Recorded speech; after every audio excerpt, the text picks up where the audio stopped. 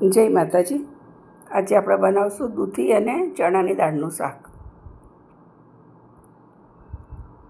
તો આપણે આને ધોઈ અને સાફ કરી લઈએ। 1 કપ દાળ લીધી છે ને 2 થી 3 પાણી આપણે ધોઈ લેવાની ને એને સાફ કરી લઈશું। હવે ધોઈને મેં પાણી લઈ લીધું છે અને દૂધી પણ ધોઈ લીધી છે। તો એમાં જેટલી જરૂર છે એના પૂરતી આપણે કાપી લઈએ અને બીજી સાઈડમાં રાખી દઈશું। હવે એને પણ છોલીને અને નાના પીસ કરી અને આમાં નાખી દઈએ। બહુ નાના પણ નથી કરવાના, કેમ કે ચણાની દાળને ચડતા વાર લાગે અને દૂધી તરત જ થઈ જતી હોય છે, એટલે બની શકે એટલા મોટા કરવાના, અતિશય નાના નહીં કરવાના। બધી દૂધી આવી રીતે કાપી લઈશું। જો તમે ચણાની દાળ પલાળીને રાખો તો તમારે 2 થી 3 વિસલમાં થઈ જાય છે, પણ હું પલાળતી નથી, સીધું કરું છું, એટલે 4 સીટી લગાવવી પડે છે। કુકરની અંદર નાખી દઈએ અને એમાં જરૂર પૂરતું પાણી, જેટલી દાળ ચડે એના પૂરતું જ નાખવાનું, વધારે નથી નાખવાનું।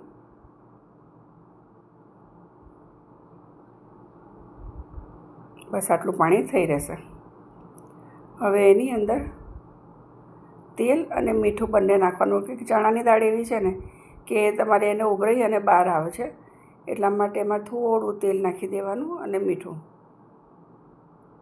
ઢાંકીને બંધ કરીને 4 વિસલ લગાવી દઈએ।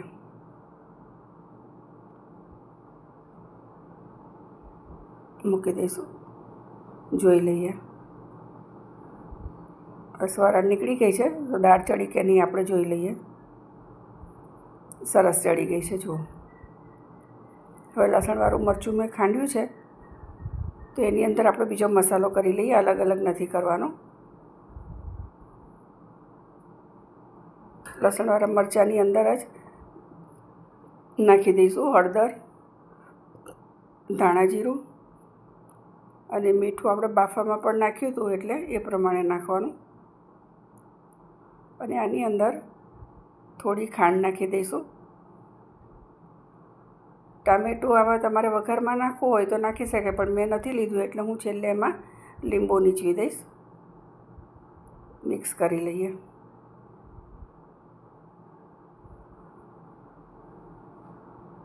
હવે એનો વઘાર કરી લઈએ।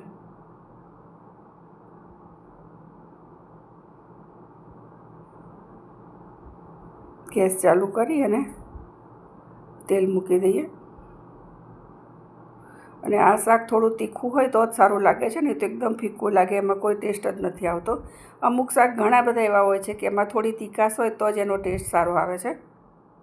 હવે લીલા મરચાં અને મીઠા લીમડાના પાનની મેં નાની નાની કટકી કરી લીધી છે, સમારી લીધા છે, તો વઘાર મેં એ નાખીશું। નાના કટકા હોય ને લીમડાના પાનના તો ખાવાની પણ મજા આવે। રાઈ જીરું નાખી દીધું અને એ સરસ તો તળી ગયું, એટલે લીમડાના પાન અને મરચાંની કટકી અને આપણે જે મસાલો તૈયાર કર્યો છે ખાયણીમાં એ નાખી દેવાનો। ગેસ થોડી વાર માટે બંધ કરી દઈએ। બધું જ નાખી દઈશું અને આવી રીતે એને મસાલો એકદમ પાકવા દેવાનો છે। જેટલો સતળાશે ને એટલું જ સરસ લાગશે। અને જો કેવું તેલ છૂટું પડવા લાગ્યું છે, બસ આ રીતે થવા દેવાનું। મસાલો જેટલો પાકશે એટલો ટેસ્ટ આવશે સરસ। મરચું કાચું રહી જાય ને તો નથી સારું લાગતું।